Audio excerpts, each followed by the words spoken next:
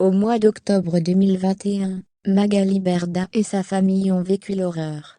À cette période, sa belle-sœur et son mari ont été retrouvés assassinés dans une mare de sang.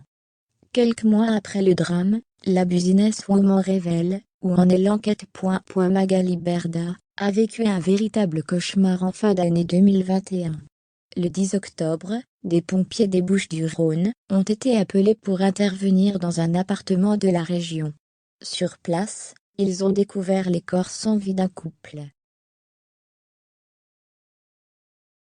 Il s'agissait de la belle-sœur de Magali Berda et du compagnon de la défunte.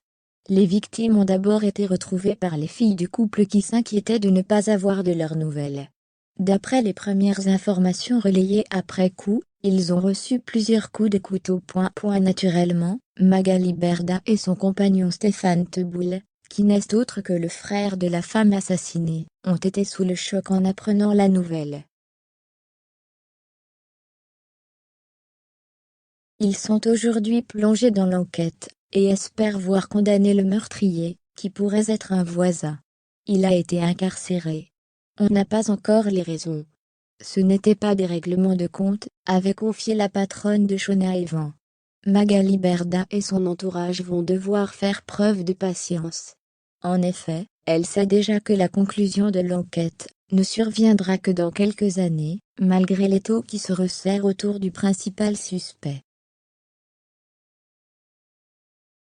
Il a demandé une expertise psychiatrique. Je pense qu'il a compris que les résultats de l'analyse ADN allaient bientôt parler. Mon compagnon Stéphane vient d'être entendu par le juge d'instruction, mais il devrait y en avoir encore, pour au moins 3 ans de procédure, a-t-elle annoncé dans les pages du nouveau numéro de Closet, paru ce vendredi 18 février 2022.